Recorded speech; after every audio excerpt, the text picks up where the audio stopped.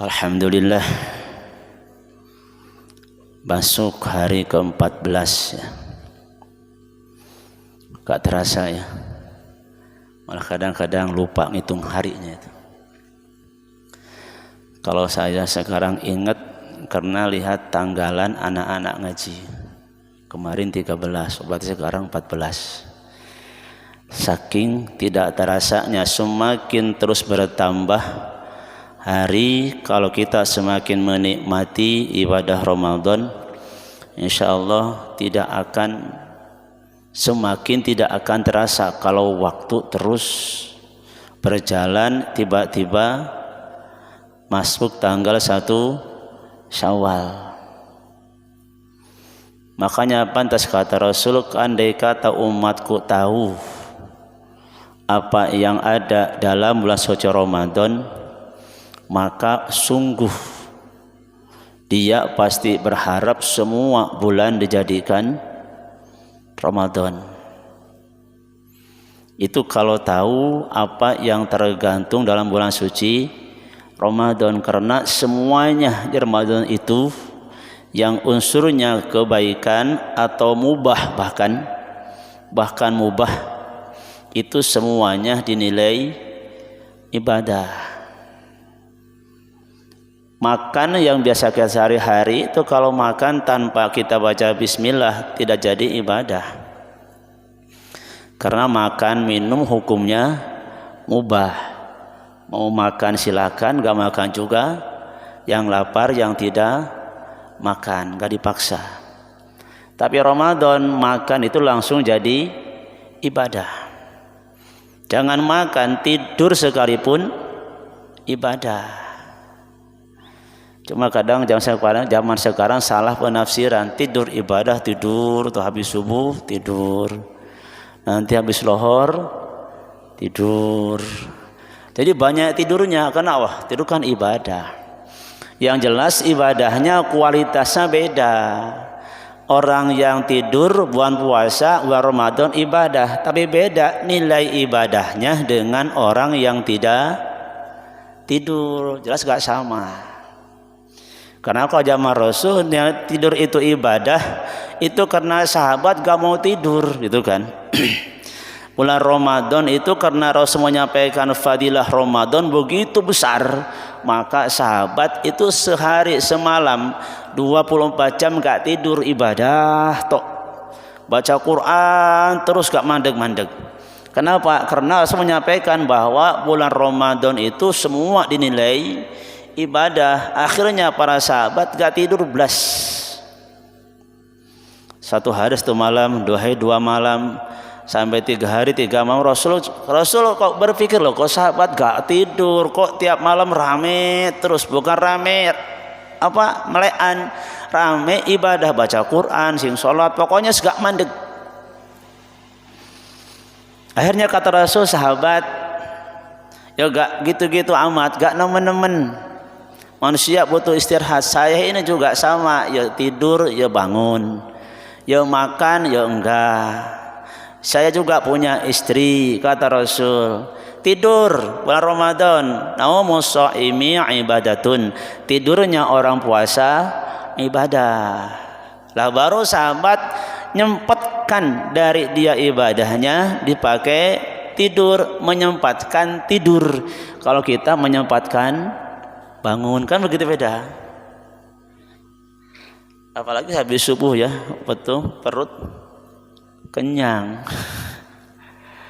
Kadang habis sahur kalau gak ditahan meremeneh itu. Karena perut kenyang bawaannya ngantuk. Jadi kalau perut kenyang bawaannya ngantuk. Kalau perut lapar bawaannya melek. Karena walaupun sedang tidur kemudian perutnya lapar, bangun kan. Jadi kalau perut lapar bawaannya melek. Makanya naumus shaimi ibadatun, tidurnya orang puasa ibadah. Itu kalau betul dia merasa bahwa puasa itu ibadah, dia tidak akan mungkin memperbanyak tidur, tapi memperbanyak ibadah. Karena jelas yang puasanya betul-betul puasa, kemudian perutnya betul terasa lapar karena puasa, gak mungkin orang puasa gak lapar, gak mungkin, pasti lapar, perutnya terasa lapar, tidur tuh angel. Kenapa? Perutnya lapar. Kan bawaannya tidur itu orang banyak makan ngantuk, orang ngosongkan perut itu melek. Itu bedanya. Makanya para sahabat gak bisa tidur zaman dulu ketika menyampaikan fadilah Ramadan, dia banyak meleknya ketimbang tidurnya. Akhirnya Rasul bersabda, "Naumus shaimi ibadatun." Tidurnya orang puasa ibadah. Itu hanya menyempatkan tidur ya. Kalau kita kan disempet-sempetkan, ngaji disempet-sempetkan, bukan tidur disempetkan, bukan, ngaji disempet-sempetkan, beda sedikit ya. Hadirin yang saya hormati, melanjutkan tentang berjamaah sholat 5 waktu. Ini sudah 2 kali pertemuan, belum selesai. Kata Rasul sallallahu alaihi wasallam, kalau disampaikan bahwa barang siapa yang sholat berjamaah 5 waktu, maka Rasul menjamin daripada Allah Subhanahu wa taala, yang pertama, la yusibuhu fakrun fid dunya. Dia tidak akan merasa fakir, tidak akan merasa kekurangan selama hidup di dunia. Terus merasa cukup karena kita sholat berjamaah. Walaupun kurang, tidak akan terasa kurang. Kenapa? Ketika waktu butuh, Allah yang mencukupinya. Yang kedua, kata Rasul, wasani yarfa'ullahu anhu adzabal qabri. Allah mengangkat siksa kubur. Orang yang berjamaah 5 waktu, maka dia tidak akan mendapatkan siksa kubur.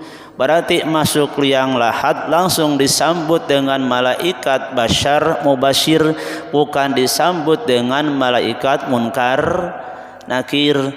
Kalau malaikat munkar nakir tugasnya bertanya kepada yang masuk liang kubur, masuk liang lahat, kemudian jenazah didudukan, kemudian ditanya sama malaikat munkar nakir berbagai macam masalah yang sudah biasa disampaikan ketika talqin.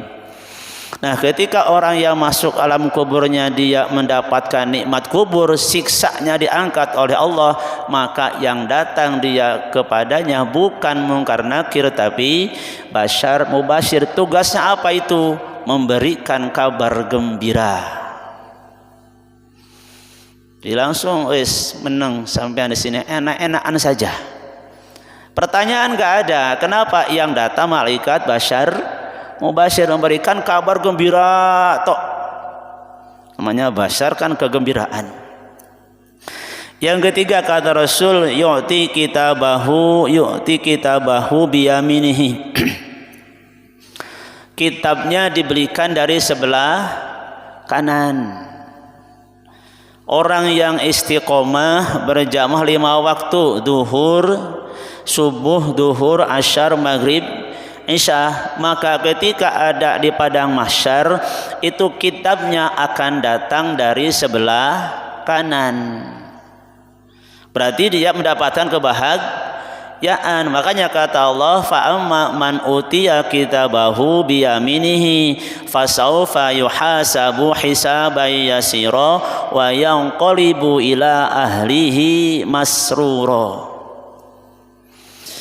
Barang siapa yang kitabnya diberikan dari sebelah kanan, kitab datangnya dari sebelah kanan.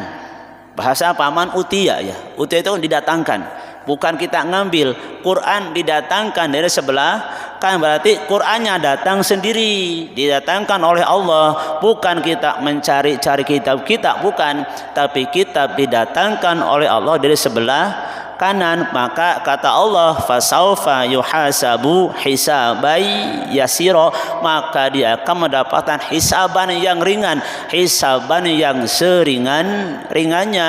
Kemudian setelah itu wa yanqalibu ila ahlihi masruro. Nanti di akhirat setelah kita mendapatkan kitab dari sebelah kanan, kemudian Allah kumpulkan lagi dengan keluarga kita yang sama-sama beramal soleh. Alhamdulillah, bahagia ya. Sekarang kumpul sama anak cucu itu kan bahagia. Paling kalau lebaran mudik, wah Mak saya senangnya minta pun kau semuanya pulang,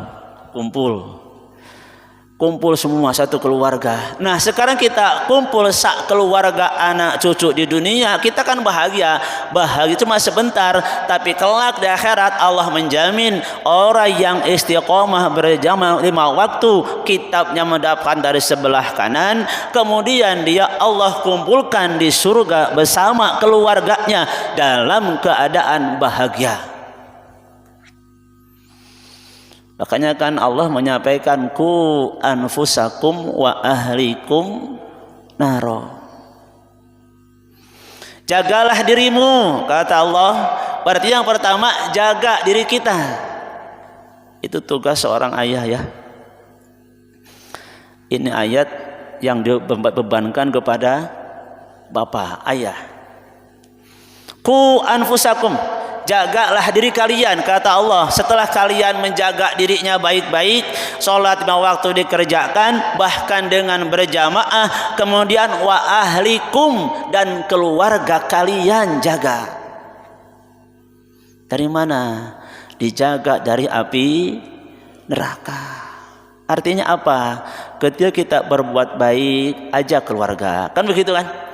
Kita mau sholat diajak, kita keluarga, anak istri diajak beribadah, diajak ikut ke majelis taklim. Sekarang kita bahagia di dunia bersama-sama ibadah kepada Allah, semuanya beribadah, maka Allah jamin di akhirat dia akan berkumpul kembali dengan keluarganya masing-masing masruro, dalam keadaan bahagia.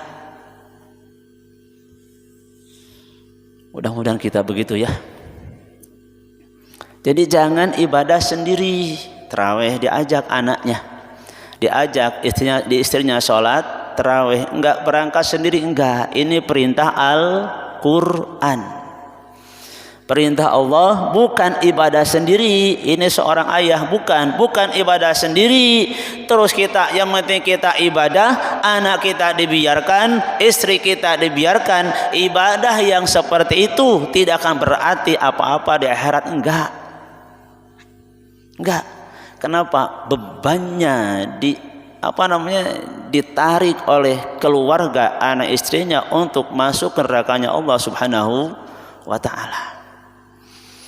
Makanya berjamaah diajak, itu kan tugas seorang ayah. Ini perintah Allah, bukan Rasul lagi, langsung Allah yang merintahkan. Ku anfusakum wa ahlikum naro. Kita jangan bahagia, jangan bangga dengan kita bisa ibadah istiqomah, tarawih kita full sendirian. Kita seorang ayah terus berjamaah setiap hari, sementara anak istri yang dibiarkan, dia bahkan tidak sholat dibiarkan. Jangan bangga hal seperti itu. Jangankan dia berkumpul bersama di surganya Allah Subhanahu wa ta'ala, bahkan ke surga pun tidak mungkin. Kenapa? Dia termasuk orang yang dayus. Arti dayus, cuek terhadap keluarganya sendiri, apalagi kepada orang lain. Kalau zaman Rasul ada sebuah kisah. Itu ada seorang laki-laki datang ke Rasul. Ya Rasulullah, mata abi, bapakku meninggal, tapi tidak ada yang mengkafani, tidak ada yang memandikan. Kemudian Rasul menyuruh Abu Bakar sama Umar, coba datangi, urus jenazahnya.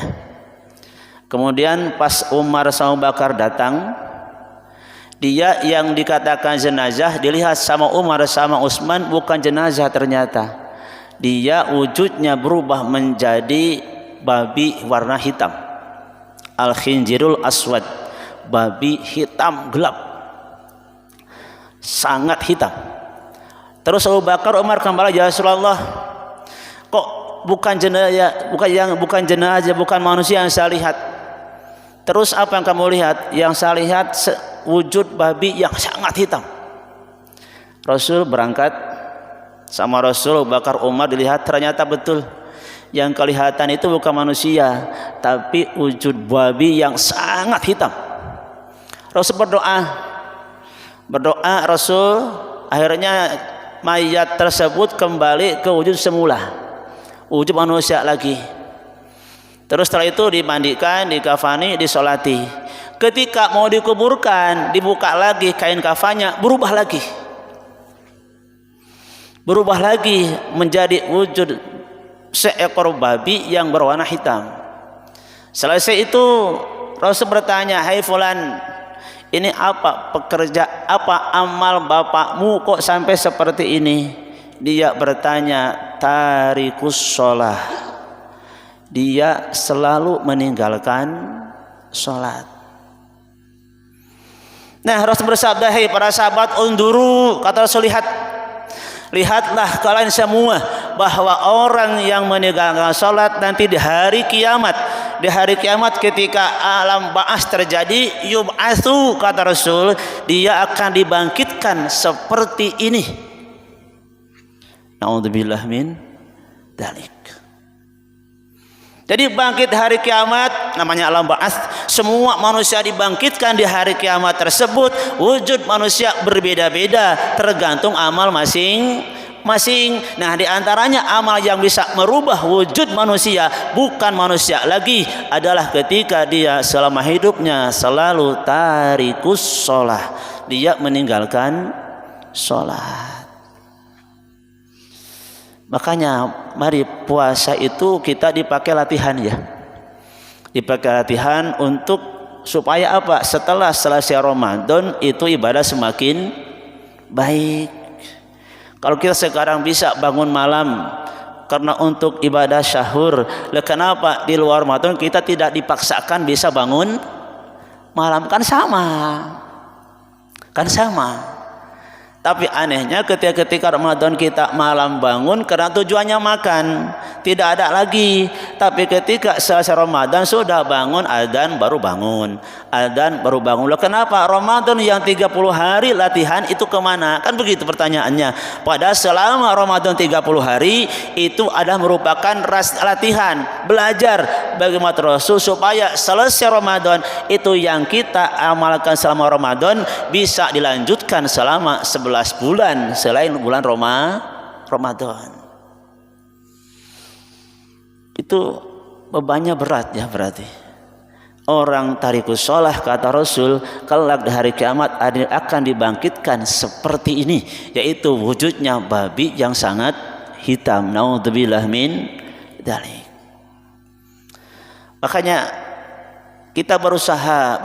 Kalau orang yang istiqomah berjamaah itu insya Allah bisa dipastikan orang yang istiqomah berjamaah, dia bahkan mustahil lah kalau dia berani meninggalkan sholat. Kenapa? Berjamaah saja yang sifatnya fardu kifayah itu sudah istiqomah sifatnya berjamaah 5 waktu, apalagi dia yang namanya fardu ain, sholat tidak mungkin ditinggalkan sampai akhir hayat.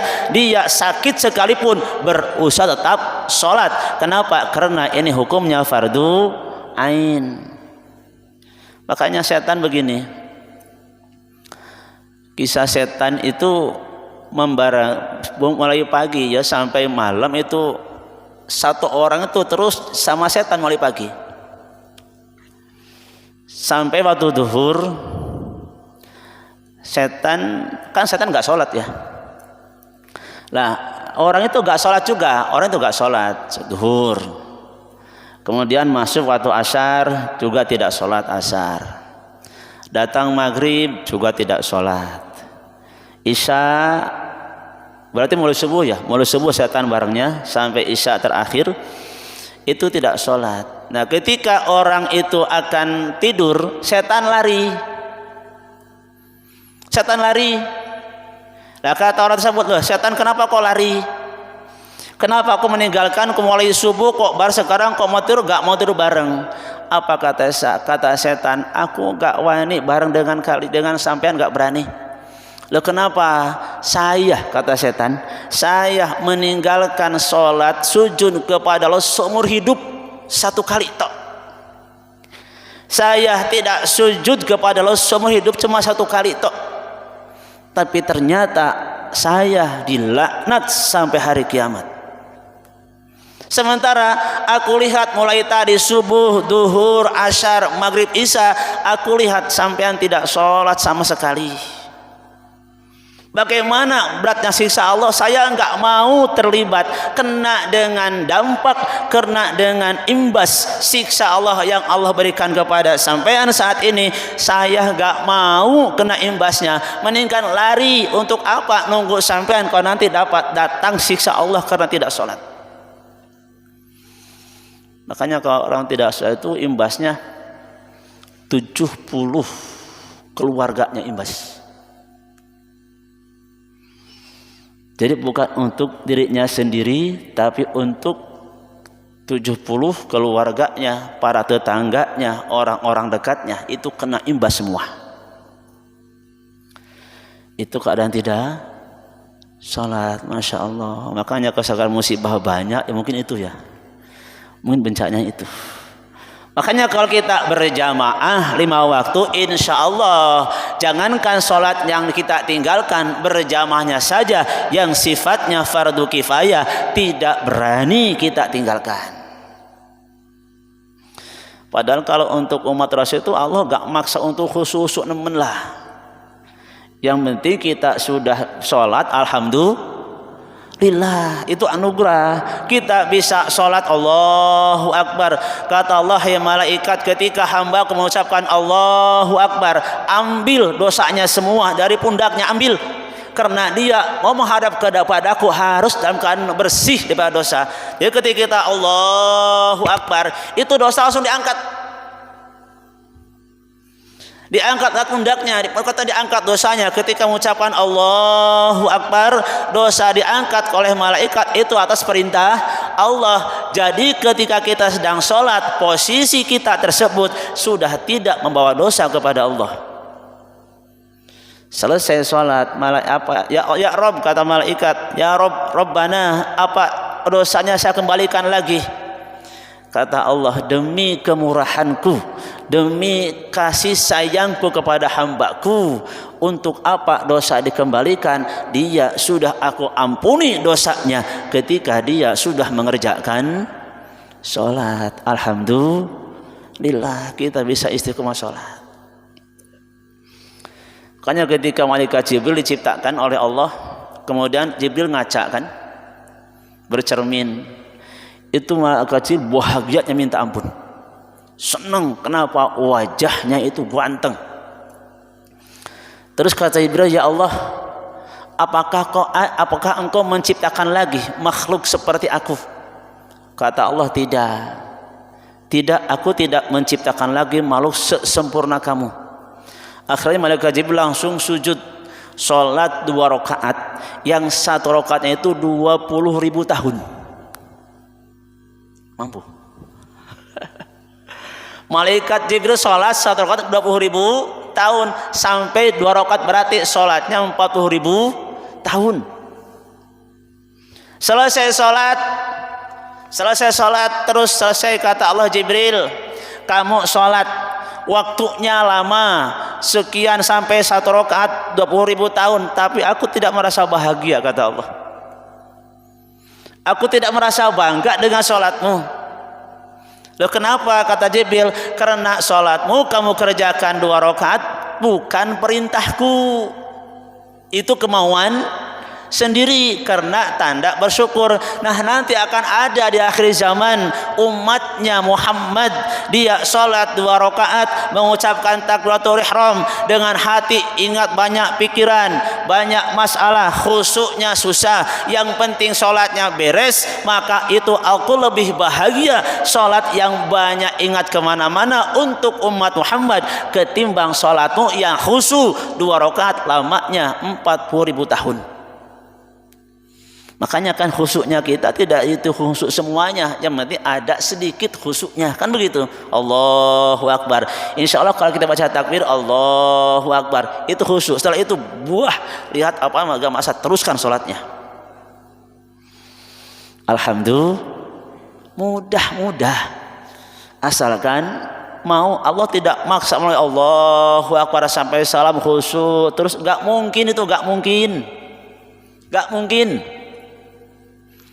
Gak mungkin mulai Allahu Akbar sampai Assalamualaikum kita khusyuk terus, itu hal yang tidak mungkin. Kenapa? Susah.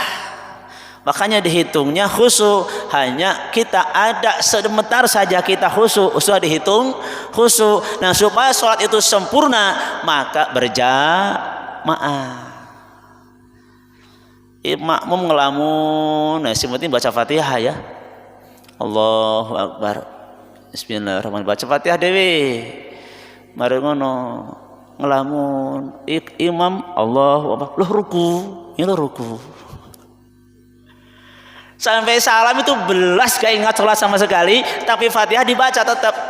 Belas kayak sholat, tahu-tahu salam, bahkan sholat dua keturun. Wasatahiyat ini. Imam Assalamualaikum. Ini masih gini. Sah sholatnya. Sah sholatnya untuk makmum. Sah sholatnya. Makanya enaknya berjamaah seperti itu. Jadi kita tidak sadar, kita tidak khusyuk, kita tidak ingat, jadi makmum beres sholat itu. Beres. Tapi sholat sendiri. Di antara sholat yang tidak Allah terima itu diantaranya orang yang sholat sendiri dengan tidak membaca Al-Fatihah. Susah kan sholat dewe? Mendingan berjamaah. Makanya jaminan Allah Rasul sallallahu alaihi wasallam, orang yang berjamaah nomor 4, orang yang berjamaah 5 waktu, maka kata Rasul diangkat mendapatkan kitab dari sebelah kanan. Enggak cuma itu, wayang qalibu ila ahlihi masrura, dia kembali berkumpul dengan keluarganya dalam keadaan bahagia. Monggo kita sama-sama ya, kita sama-sama sudah istiqomah, lebih diistiqomahkan. Kemudian kita ajak keluarga kita, anak cucu kita ajak untuk beribadah kepada Allah Subhanahu wa taala, supaya kita kumpul di dunia kelak bisa kumpul di surganya Allah Subhanahu wa taala dengan keluarga kita masing-masing dalam keadaan bahagia. Setiap anak turunan yang sama-sama ibadah kepada Allah nanti kelak akan dikumpulkan di surganya Allah Subhanahu wa taala. Mudah-mudahan kita masuk pada kelompok itu, diberikan kekuatan iman Islam oleh Allah Subhanahu wa taala. Puasa kita ajarkan menjadikan kita lebih baik, dan sampai Ramadan kita lebih baik untuk beribadah kepada Allah Subhanahu wa taala. Amin ya rabbal alamin. Wallahu a'lam bissawab. Alhamdulillah. Allahumma inni astaudiuka ma 'allamtani.